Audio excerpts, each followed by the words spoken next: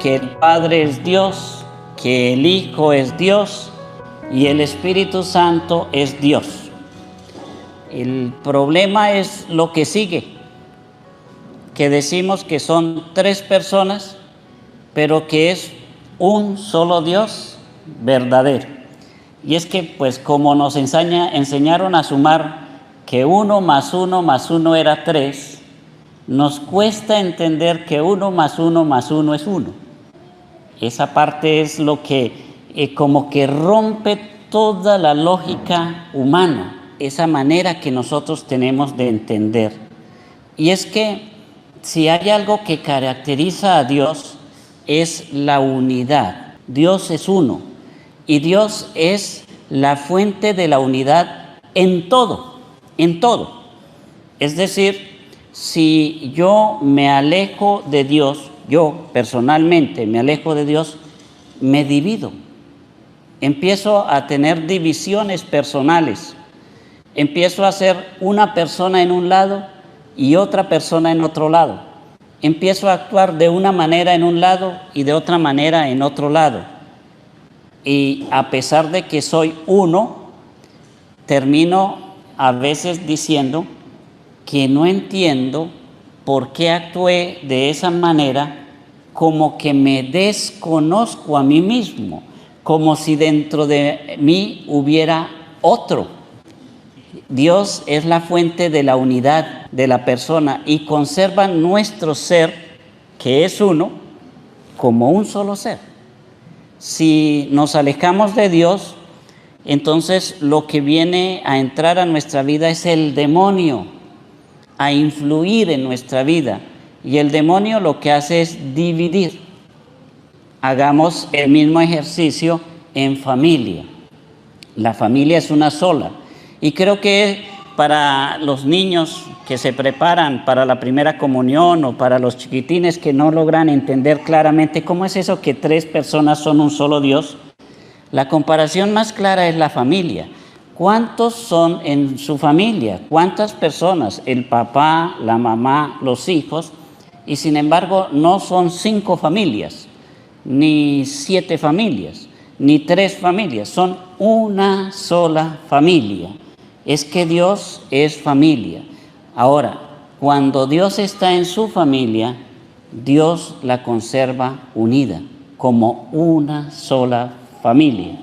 Cuando nosotros nos alejamos de Dios, nuestras familias empiezan a sufrir la división.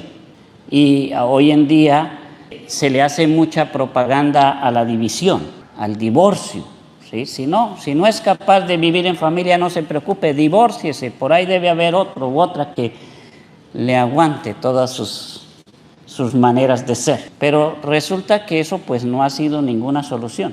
Desde que abrimos más espacio, más libertad para el divorcio, las familias no se han arreglado.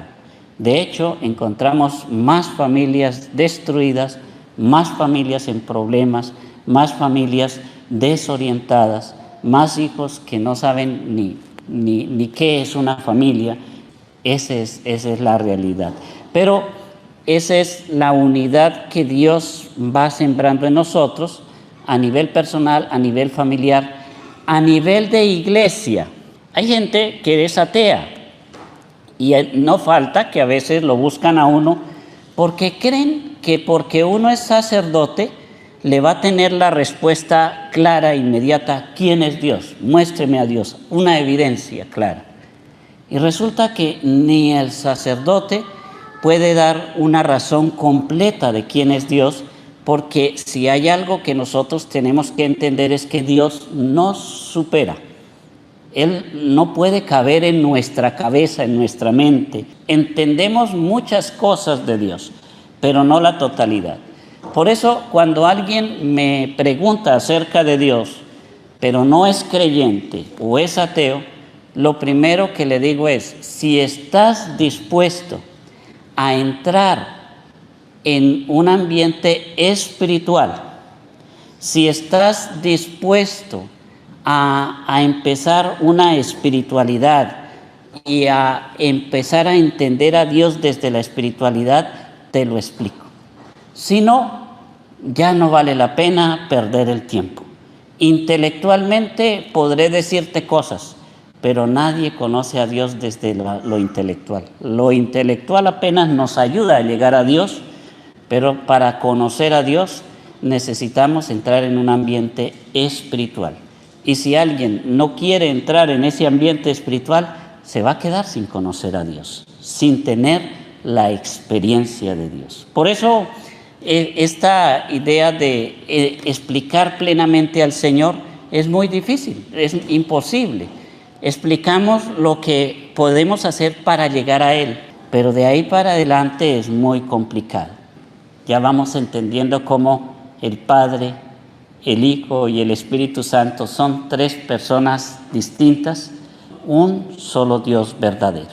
Básicamente, cuando nosotros hacemos nuestra profesión de fe, lo único que decimos es que nosotros creemos en Dios.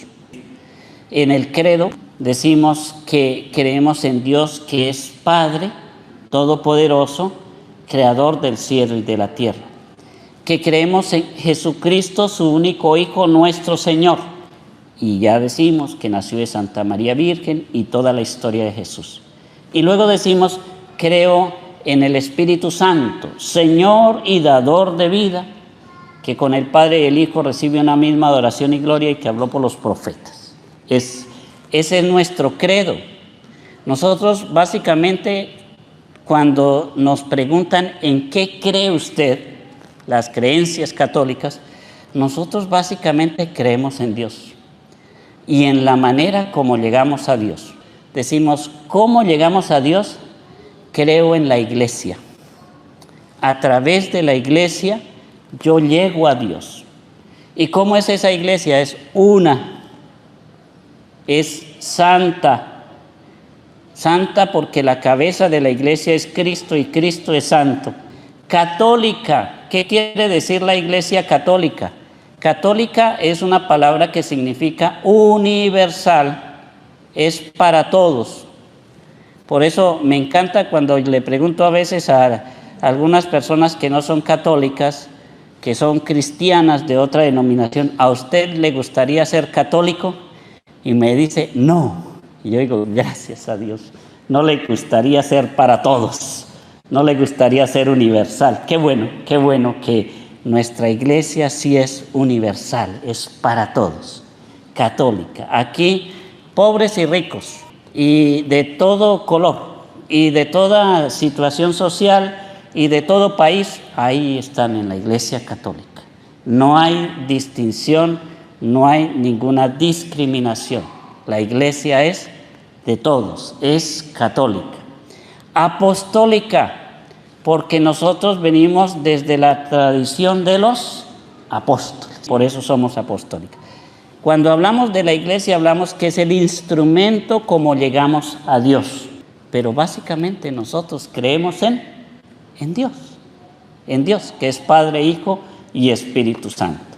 Ahí viene otro asunto que pues es muy complicado de manejar, y es que hay gente que está revolviendo su fe católica, o sea, su fe en Dios, y le está metiendo otro tipo de creencias. Ya creen en Dios, pero por ahí de vez en cuando van que le lean las cartas, que le adivinen esto, que le hagan una sesión de brujería, que le hagan una sesión de adivinación, que van a una casa donde hacen espiritismo, otros van y hasta la abuelita le hace la limpia con el huevo, y otros van a hacer no sé qué cosas, y otros ignorantes que creen que porque se le dice santo a las cosas son santas. Entonces tienen allá en su casa una imagen de la Santa Muerte. La Santa Muerte es una clara devoción al demonio, y sin embargo allá lo tienen en la casa y luego vienen aquí a comulgar. Pero igual,